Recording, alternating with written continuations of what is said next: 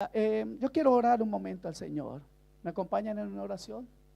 Amado Padre Celestial, quiero pedirte, Dios, en el nombre poderoso de Jesús, primeramente, bendito Dios, que mires nuestro interior, Señor, nuestro corazón, nuestra vida. Que mires, oh Padre Santo, profundamente en nuestro ser. Y si tú encuentras maldad, Señor, iniquidad, pecado, orgullo, líbranos de él en esta hora, Padre.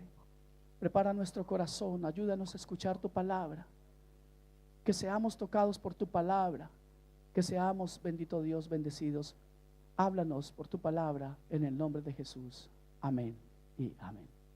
Bien, yo quiero decirles que continuamos con nuestra serie Los Consejos de Dios. Y esta es la segunda serie de los Consejos de Dios. Y el tema para hoy lo hemos nombrado Cuenta conmigo. ¿Cómo se llamará el tema de hoy? Ok. Yo quisiera también que para comenzar este mensaje me acompañen a Jeremías 17:9. Algunos de ustedes se saben de memoria lo que dice ahí. La palabra del Señor ahí nos dice que engañoso es el corazón más que todas las cosas. Dice así, ¿cierto? Y perverso, ¿quién lo conocerá? ¿Quién lo comprenderá? Amén. Quiero que se queden con ese versículo ahí, porque luego estaremos hablando más de eso. Antes quisiera contarles algo que ustedes saben. ¿Cuántos saben que las flores son hermosas? ¿Están aquí? ¿Cuántos creen o les gustan las flores? Las flores son hermosas, ¿cierto que sí? Pero déjenme contarle algo. Nosotros a veces compramos flores sin darnos cuenta o ignorando que desde el mismo momento en que las ponemos en un florero encima de una mesa o de nuestra mesa, ya empezaron a morir, desde el mismo momento en que son cortadas, porque ellas necesitan estar conectadas a sus raíces para mantener su vida, ¿cierto que sí? Bueno, de forma personal quiero contarle que en mi casa las flores solamente duran unos minutos. Entro ahí, se las entrego a mi esposa, y cuando se las entrego a mi esposa inmediatamente comienzan a marchitarse.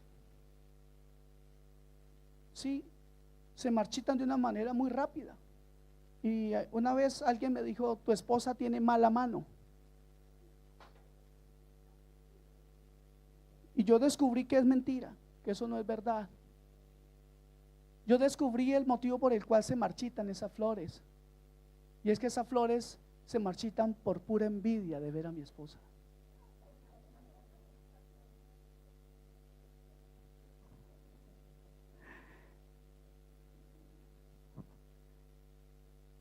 ¿Cierto que sí? Ustedes no saben, pero yo lo puedo experimentar. ¿Y a quién de nosotros, a cuántos no nos gustan las flores? ¿Cierto que sí? Son bellas las flores. Y si no tenemos que reemplazarlas, como que es mejor, ¿no? Y algunos se tienen la gran idea: wow, mejor me compro unas plásticas. Y compramos flores plásticas, de esas de plástico, artificiales. Y al verlas día tras día, comenzamos a verlas y decimos: son bonitas. Pero también llegamos a creer algunas veces, y hasta llegamos a pensar que son bellas flores reales. Pero no lo son, Si eso pensamos, mis hermanos, estamos engañados. Parecen, pero no son. ¿Cierto que sí? Algunos cristianos parecen, pero no son.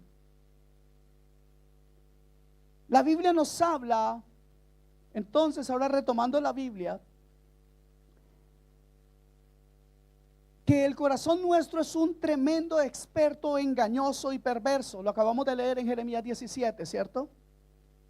Este corazón puede estarnos engañando de muchas maneras, incluso en este mismo momento.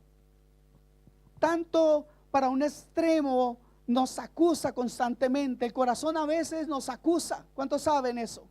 Eso es usado por el enemigo para acusarnos. Entonces a veces nos acusa falsamente. El enemigo es especialista en eso.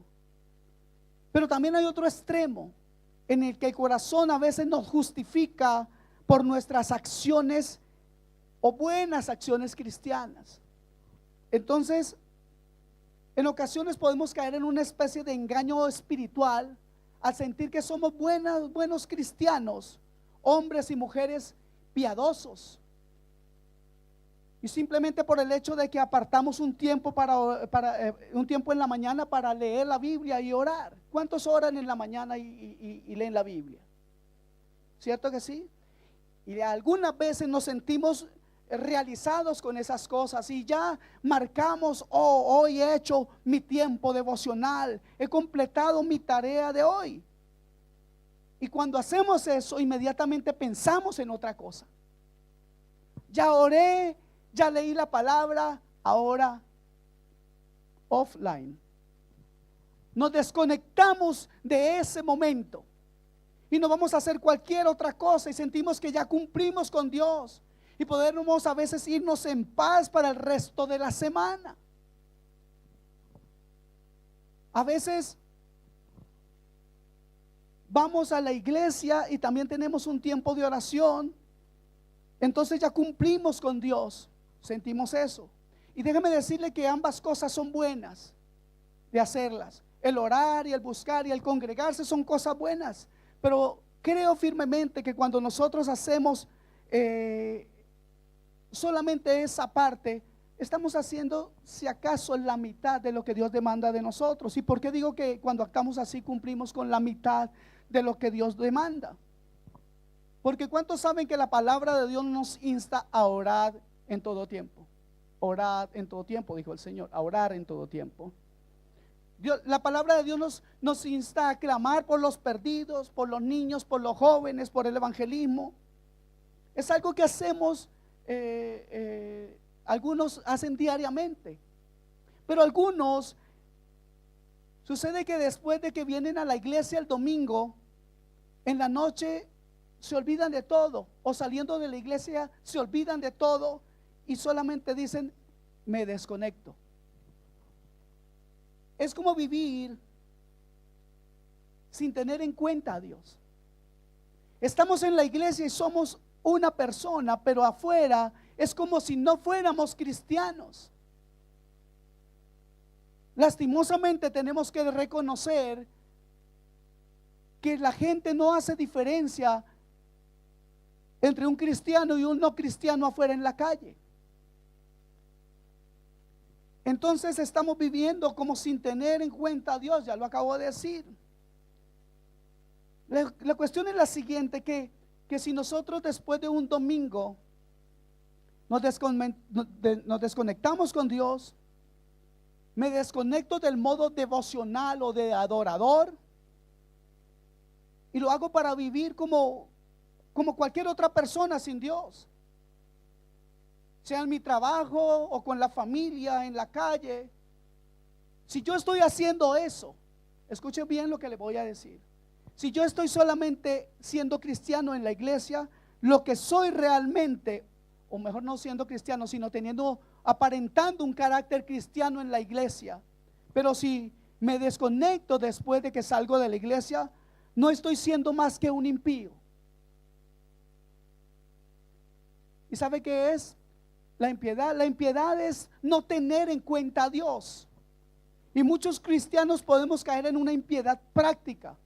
Aunque podamos recitar muchos versículos bíblicos y saber mucho de todo lo que los apóstoles hicieron y muchas otras cosas más, estamos siendo impíos. Un teólogo cristiano decía lo siguiente: la impiedad puede definirse como un estilo de vida que no toma en cuenta a Dios, ni su voluntad, ni su gloria, ni la dependencia de Él. Para esa persona Dios es totalmente irrelevante en su vida. Y luego dice, sobre los cristianos en particular, dice lo siguiente: lo triste de esto es que muchos creyentes también tendemos a vivir sin pensar en Dios. Quizá leemos nuestra Biblia y oramos un par de minutos al empezar cada día, pero cuando salimos de a las actividades diarias, somos básicamente como si Dios, o actuamos como si Dios no existiera. Algunos también piensan que son cristianos, pero luego, al ser cristianos, cuando piensan en el evangelio, creen que es para la gente que está fuera de la iglesia. ¿Sabe? Aquel que esté pensando eso realmente está en un gravísimo error, porque el evangelio, o la palabra evangelio, significa literalmente buenas nuevas. Entonces, si usted no está viviendo conforme a esas buenas nuevas, no fueron buenas nuevas para usted. Tal vez fue una noticia pasajera, pero no fue algo que tocó su vida. No hay un cambio, no hay novedad en usted. Las cosas en su vida siguen siendo las mismas.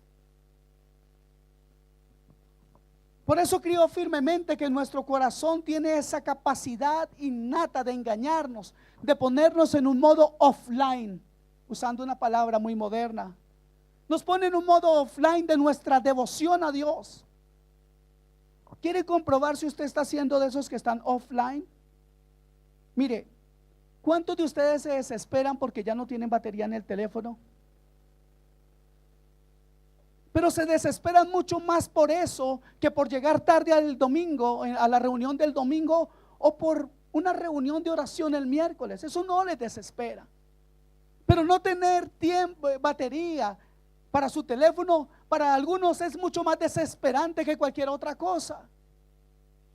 ¿Qué tal si nosotros pudiéramos desesperarnos así por venir a alabar a Dios?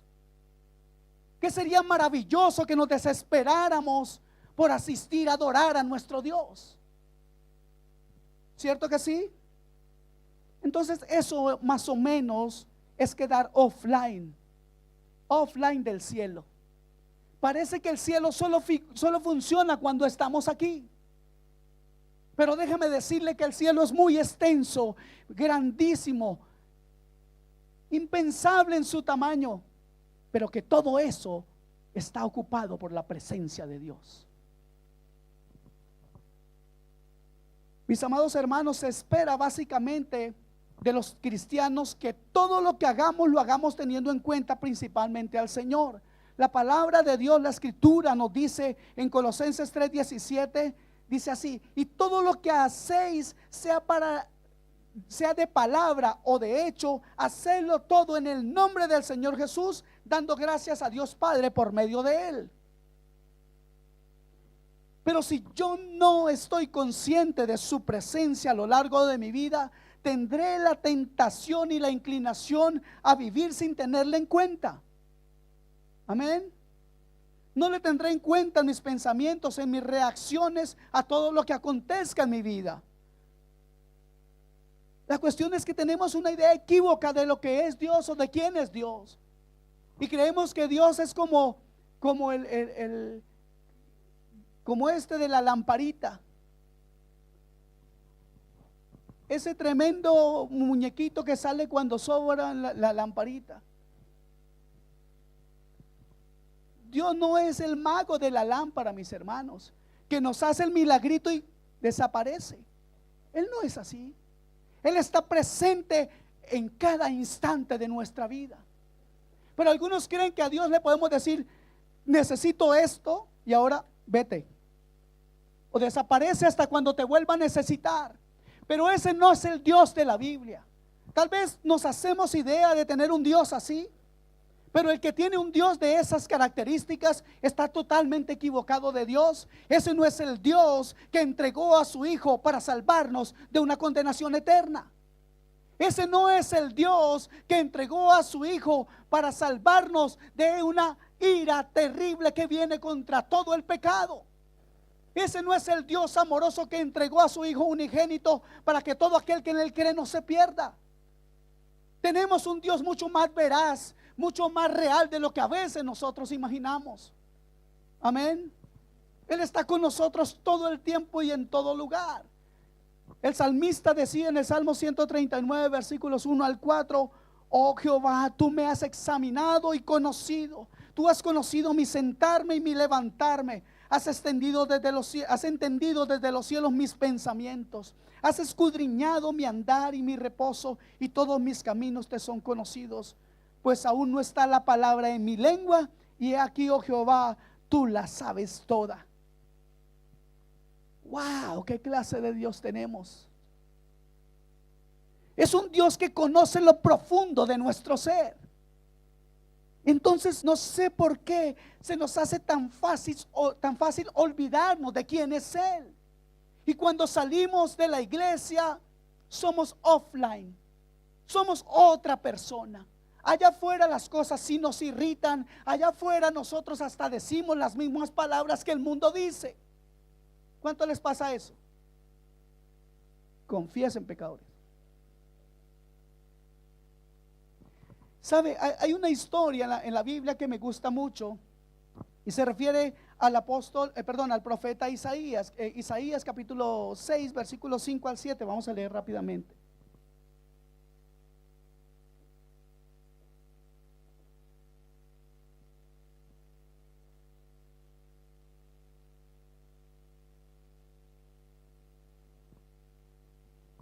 Me encanta esa frase.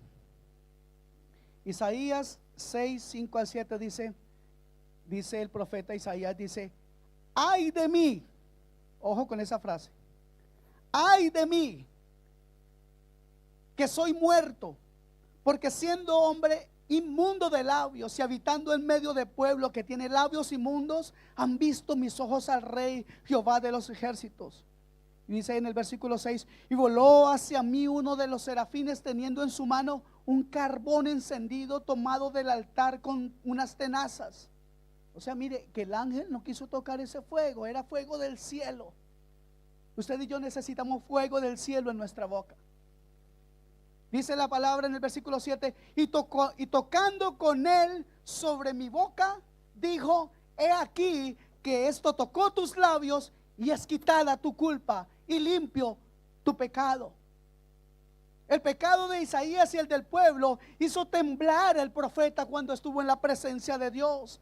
Él sabía que ese pecado lo condenaba. ¿Y cuál era ese pecado? Que era inmundo de labios. Eso significa para nosotros una persona maldiciente, vulgar, grosera. Allá afuera el mundo es vulgar, maldiciente, grosero. Es algo terrible hablar con la gente que no es cristiana, ¿cierto que sí? Pero ¿cuántas veces el mundo influye en nuestra vida para comenzar a repetir las frases que el mundo dice? ¿Sabe qué es lo peor? Que nosotros no contamos eso como un pecado que ofende a Dios. Se nos han hecho pecados totalmente normales o incluso pecados aceptables. La pregunta es, mi hermano amado, ¿es su vocabulario el mismo aquí en la iglesia que en su casa? ¿O que afuera en el trabajo o en el mundo? Todos tenemos deseo de ser alguien.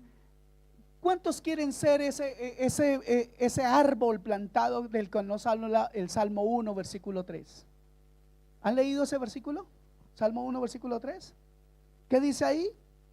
Que son árbol firmemente plantado junto a corrientes de agua, que da su fruto a su tiempo, y su hoja no se marchita, en todo lo que hace prospera. ¿Cuántos quieren ser como ese árbol, cierto? Pero ¿cuántos han leído el versículo inmediatamente anterior, el versículo 2? Es que no recordamos lo que el versículo anterior nos dice. El verso 2 dice que ese hombre, dice, en la ley del Señor está que su deleite. Wow. ¿Por qué? Porque en su ley medita de día y de noche. Es muy fácil querer ser alguien muy ungido.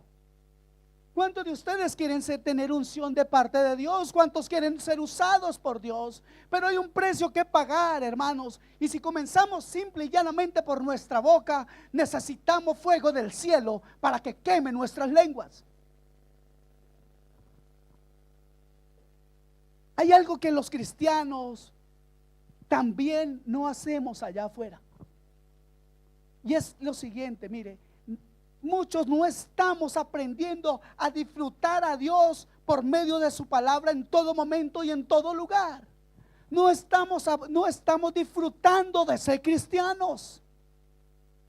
Parece que cuando estamos allá afuera no nos acomoda el hecho de que que a mucha gente no le caigamos bien, y nos tratamos de acomodar al mundo.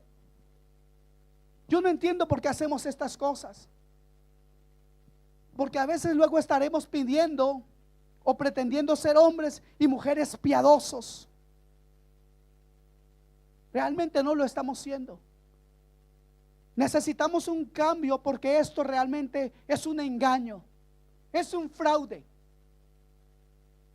Nosotros mismos estamos siendo un fraude si cuando salimos de la congregación lo primero que hacemos es murmurar por algún hermano o de alguna otra persona.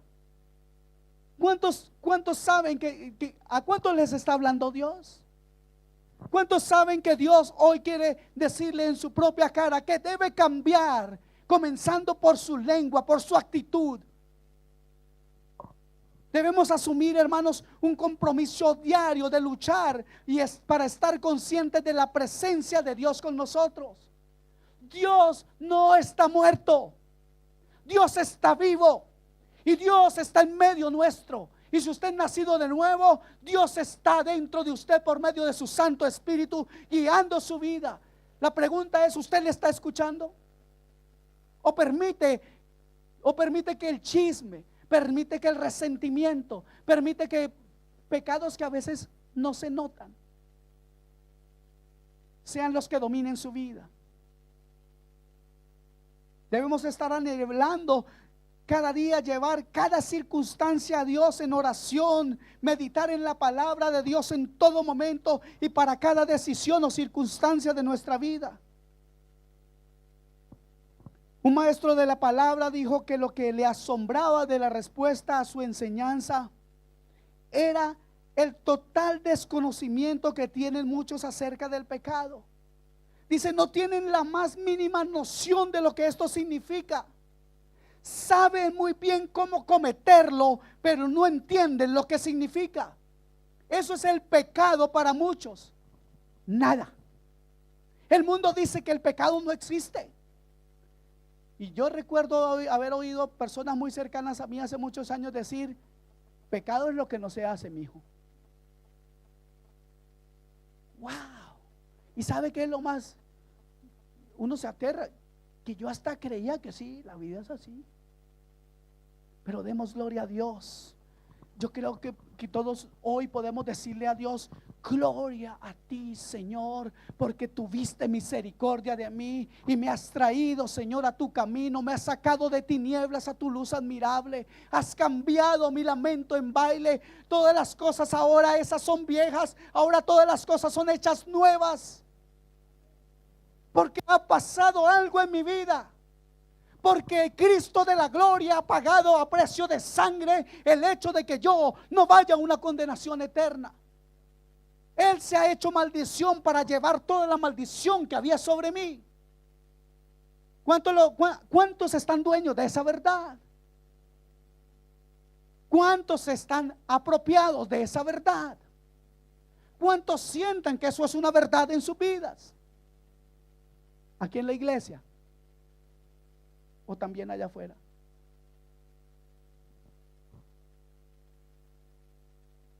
Parecería que el pecado y todo lo que el pecado representa literalmente ha desaparecido de nuestra cultura.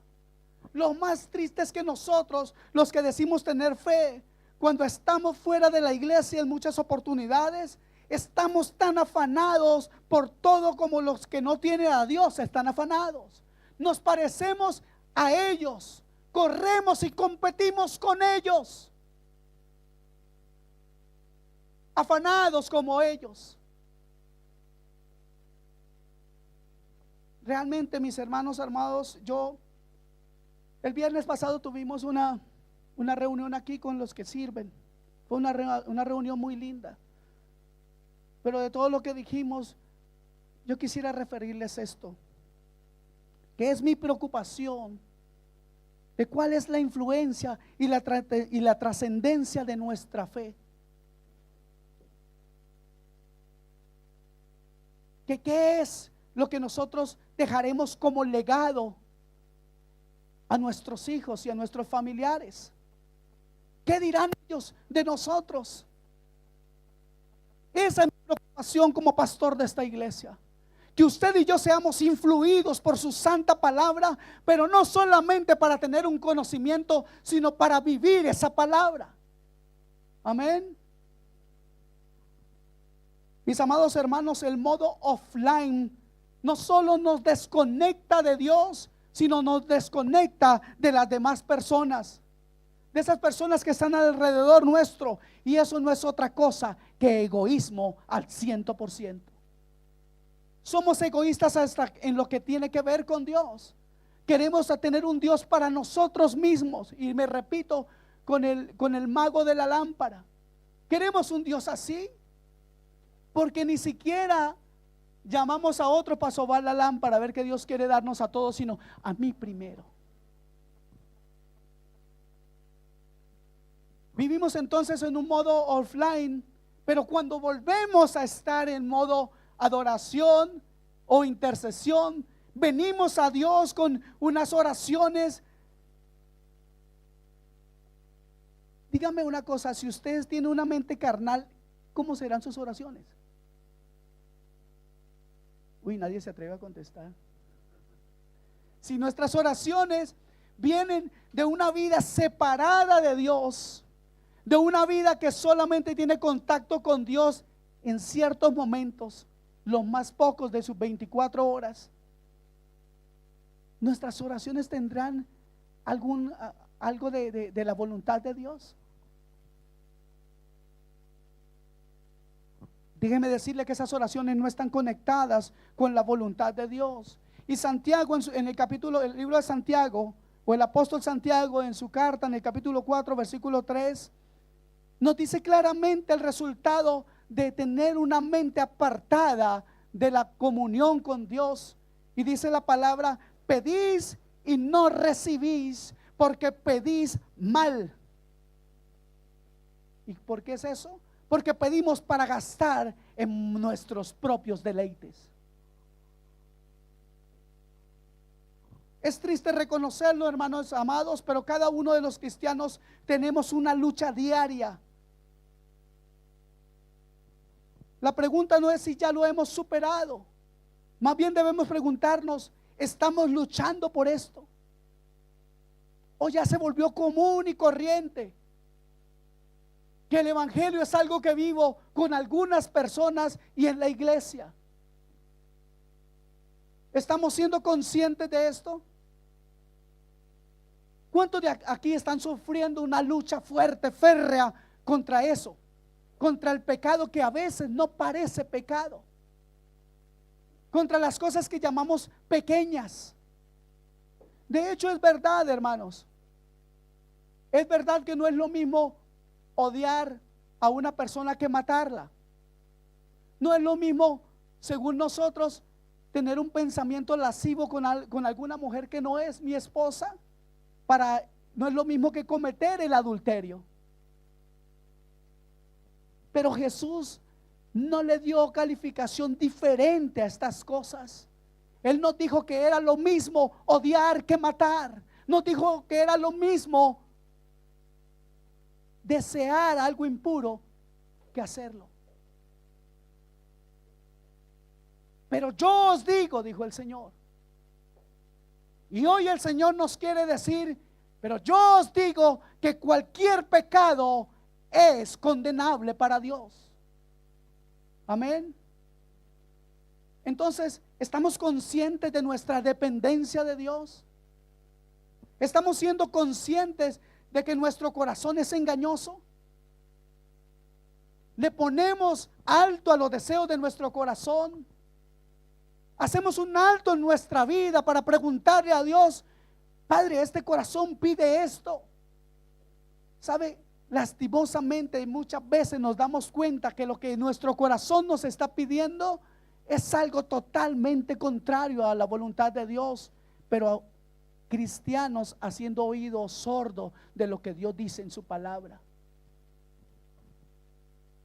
El rey David dijo en el Salmo 19, versículo 12: ¿quién puede entender sus propios errores? Líbrame, sálvame, absuélveme de los que me son ocultos. ¿Han leído ese versículo? ¿Quién podrá entender sus propios errores? Añádale esa palabra a la que usted crea. Líbrame, socórreme, ayúdame. ¿Sabe? Ese líbrame, esa palabra es lo que debía estar claro en nuestro corazón. Debería demostrar la angustia que tenemos por no ser igual que los del mundo. Pero igual que leemos ese líbrame, es como si nada. ¿Cuántos pueden en este momento pedirle a Dios que les libre de esas tendencias pecaminosas en sus vidas? ¿Cuántos pueden decirle en este mismo momento: Dios, yo necesito ser cambiado en esto? ¿Cuántos pueden conocer o reconocer en este momento que sus ojos los llevan a mirar cosas que no deben mirar? ¿Cuántos pueden reconocer en este momento que sus oídos ponen mucha atención a cosas que no debiera poner atención? ¿Cuántos pueden reconocer en este momento que han hablado de más, que han juzgado sin conocer, sin justo juicio? ¿Cuántos pueden pedir perdón a Dios por censurar o determinar en la vida de otra persona, o juzgar el pecado de otro de forma hipócrita, mirando cualquier pequeño detalle en otra persona y no fijándose en la viga que tiene colgando de su ojo? Mis amados hermanos, definitivamente necesitamos una reforma. Necesitamos reformarnos todo el tiempo. No solo en cuanto a la enseñanza, no solo en cuanto a la doctrina, no solamente en cuanto a la palabra, conocerla más, sino también en cuanto a la práctica de nuestra fe. No solamente palabrería y no solamente frases bonitas, sino una vida que demuestra lo que nosotros hablamos. ¿Cómo sabemos si estamos practicando nuestra fe? Pues porque si tú tienes una fe genuina, la gente querrá tenerla, porque eso se ve. Si tienes una fe genuina y vives una vida cristiana genuina, la gente querrá ser como tú. ¿A cuántos de ustedes les han dicho últimamente: a mí me gustaría tener esa fe que usted tiene? ¿A cuántos les han dicho eso?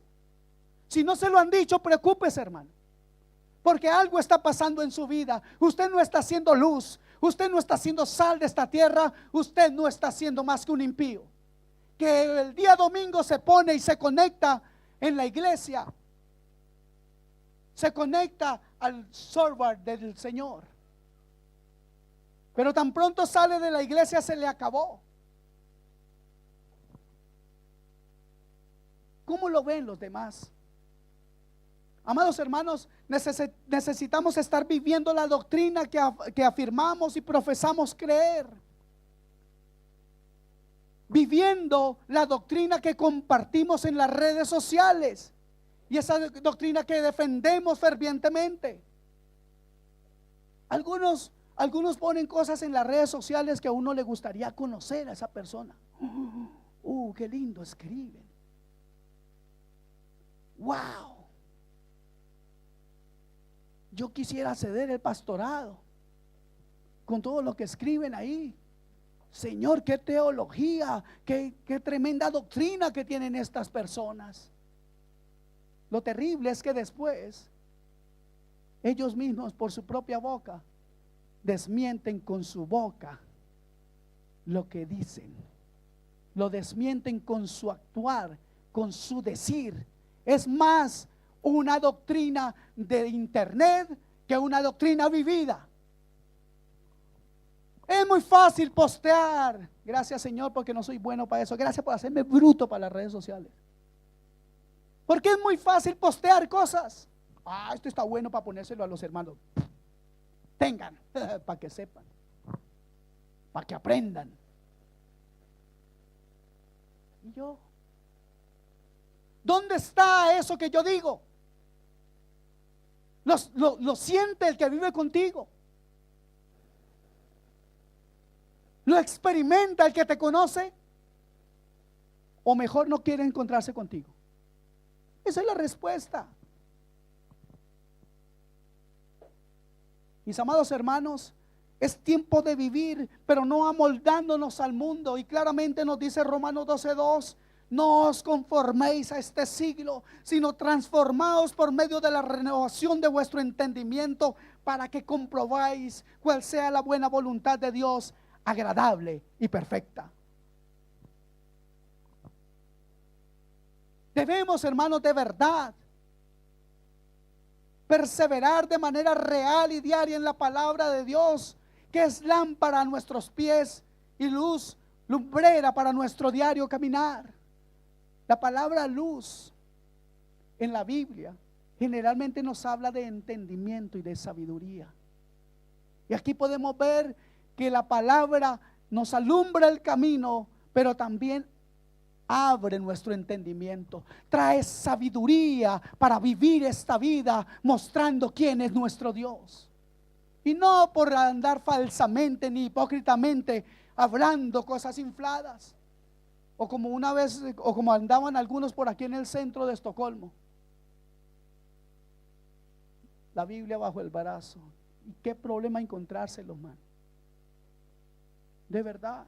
Una vez, hace unos años, me encontré con un par de esos, y uno cerró los ojos y me dijo así: Biblia, hermano, con los ojos cerrados porque se ponen muy espirituales: hermano, tengo una palabra de Dios para usted. No, eso parecía que era ultratumba, eso ya todo. Y me dijo: Dios quiere que usted se entregue más a Él. Uy, qué noticia, hermano, qué profundo. ¿Será que Dios no quiere que nosotros seamos fieles? Yo no necesito que nadie venga a darme una profecía para saber que debo ser fiel a su palabra. Yo no necesito que nadie venga a decirme que debo vivir una vida santa. ¿Y sabe por qué no necesito que hombre me lo diga? Porque si yo soy un nacido de nuevo, el Espíritu Santo de Dios cada día estará redarguyendo mi corazón cada vez que me equivoque. Me hará sentir dolor, me hará sentir tristeza. Esa es la lucha de un genuino cristiano. Tiene que vivir todos los días practicando la fe que dice tener. Amén. Debemos vivir leyendo, meditando, orando y viviendo esta palabra. Sería maravilloso que pudiéramos hacer nuestra la oración del salmista en el Salmo 19, versículo 5, que dice: ojalá mis caminos sean afirmados para guardar tus mandamientos. He guardado mis labios para no pecar contra ti, Dios. Hay un hombre que se llamó John Newton. Este hombre escribió un hermoso himno, a mi modo, ya por mi gusto. Esto no tiene que gustarle igualmente a usted, pero a mi modo de ver, uno de los himnos más hermosos que hayan sido compuestos, y se llama Sublime Gracia. ¿Lo conocen? No lo voy a cantar porque el día que vaya a hacer el show los invito. Hoy no voy a cantar. Pero fíjese esto: este hombre, no obstante, en su juventud fue un comerciante de esclavos y capitán de una nave que los transportaba de África hacia los Estados Unidos. Él comerciaba con personas. Él compraba y vendía esclavos. Pero por cuestiones de salud renunció a la vida en alta mar y se hizo oficial de aduanas. Y increíblemente, un día comenzó a estudiar teología y después se convirtió en un ministro. Y siendo un pastor, Newton nunca pudo olvidar la terrible naturaleza de su maldad cuando comerciaba con los esclavos. Al final de su vida compartió con un amigo lo siguiente, dijo lo siguiente: estoy perdiendo la memoria, pero sí recuerdo dos cosas: soy un gran pecador y Cristo es un gran Salvador. Siglos antes, Saulo de Tarso se convirtió en el gran apóstol Pablo. pero también se sentía culpable por haber cometido graves pecados. En Hechos capítulo 7 versículo 54 en adelante y hasta el capítulo 8 versículo 1 se describe la complicidad en la lapidación de Esteban. ¿Saben qué fue Esteban? ¿Cierto? El primer mártir que fue muerto apedreado. Él estaba presente. La palabra del Señor nos dice que él estaba de acuerdo en que mataran a Esteban de esa manera.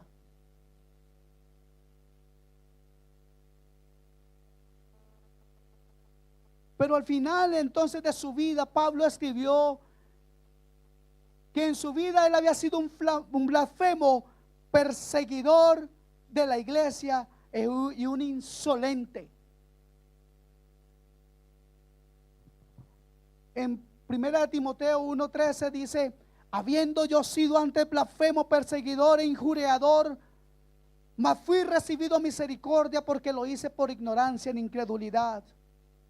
Y en ese mismo contexto, un par de versículos adelante, encontramos que Pablo en el versículo 15 dice: palabra fiel y digna de ser recibida por todos, que Cristo Jesús vino al mundo para salvar a los pecadores. ¿Y qué dice ahí al final? De los cuales yo soy el primero. John Newton y el apóstol Pablo se percibían, entendían, sabían que habían sido grandes pecadores, pero que tenían un grandísimo Salvador.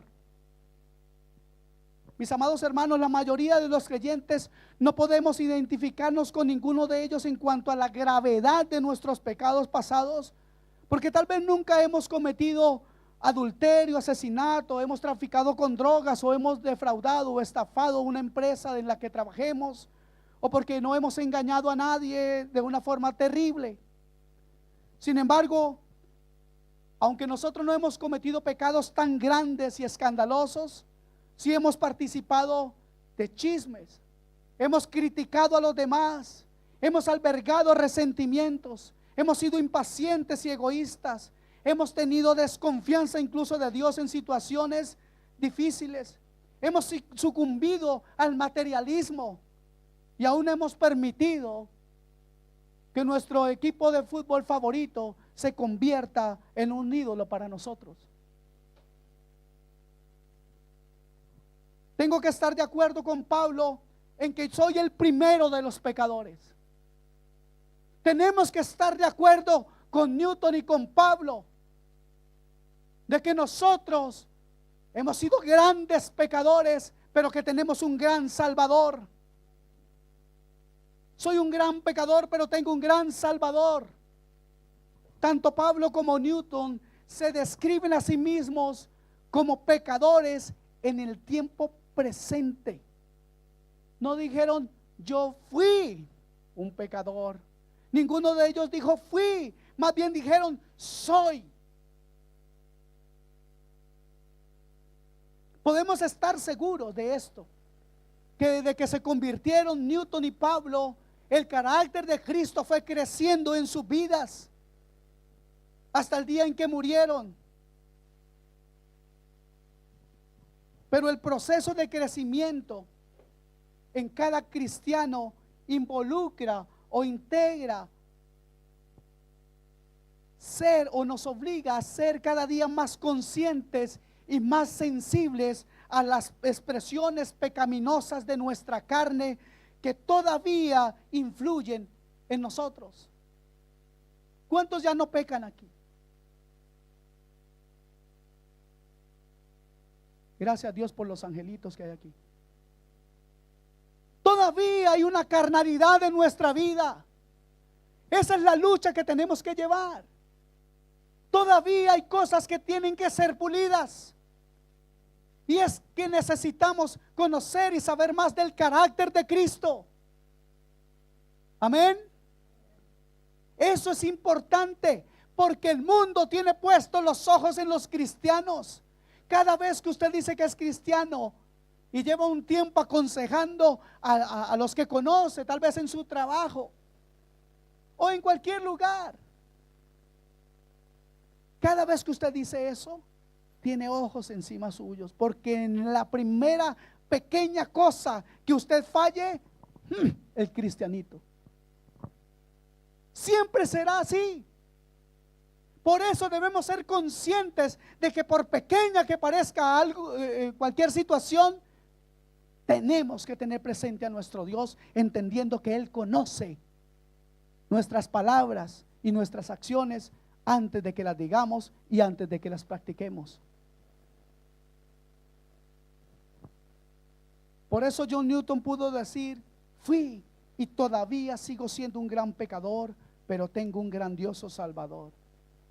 Y cuando empecemos nosotros a confrontar nuestros pecados aceptables, esos pecados que no nos parecen pecado, podremos decir lo mismo.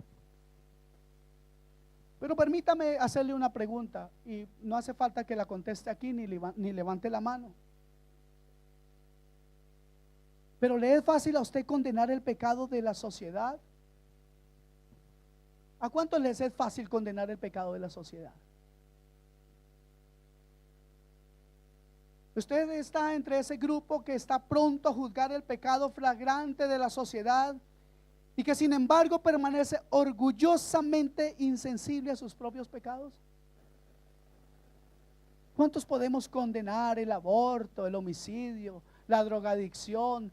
¿Cuántos fácilmente despreciamos a otro por su homosexualidad y sentimos que somos superiores a ellos y espiritualmente nos sentimos muy grandes?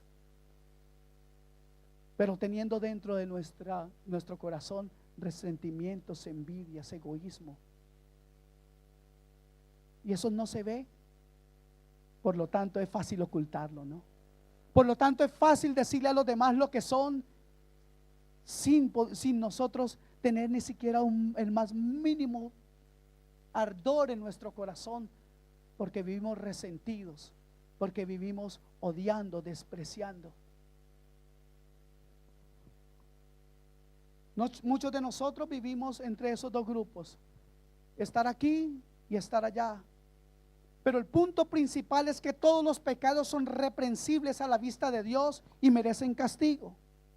¿Cuántos saben eso? Dígame una cosa, ¿siente usted que ha fallado al Señor? Hay gracia en esta mañana. Hay perdón en esta mañana. Dios es fiel y justo. ¿Queremos cambiar eso? ¿Cuántos anhelan cambiar esas cosas en sus vidas? Pues también hay gracia y hay poder del Espíritu Santo para hacerlo. Busquemos entonces que se haga real, palpable en nuestras vidas. Dejémonos de tratar de vender una idea de lo que nosotros somos como grandes cristianos. Si realmente necesitamos hoy tener misericordia de los demás para alcanzar nosotros mismos la misericordia de Dios. Es muy fácil poner en evidencia a los demás por sus pecados. Es muy fácil criticar a la que no se viste igual a usted. Y criticamos a aquellos que no están y no estamos de acuerdo, mejor dicho, con aquellos que tienen religiosidad en la vestimenta de las mujeres, y que las mujeres tienen que tener el pelo larguísimo y que no se pueden hacer esto, ni pintar, ni nada de esto. Muchas cosas criticamos. Y eso es fácil. Y hasta se oye cristiano decir: no, es que están mal porque la Biblia dice. Pero en la mínima oportunidad, cualquier cosa, nos es fácil criticar. Entre las mujeres, y le digo esto con todo respeto, el color del pelo, el color de las uñas, los zapatos no le van con la cartera, que esto aquí, que esto allá. Y puede sonar cómico y hasta no es algo tan difícil, pero cuando ya, si la ve, otra vez lo mismo, ahí ya estamos mal. Entre los hombres no nos criticamos mucho la ropa, pero alguno me dijo: oiga, pastor, ¿usted no tiene otro saco? Sí, pero me gusta este, mano. Pastor, esa corbata no le sale. Le dije yo: sí salió, vea, aquí está conmigo. Mis amados hermanos, El mundo tiene derecho a ser el mundo. Pero escuche esto, se lo voy a decir de todo mi corazón. Usted no tiene derecho a ser como el mundo.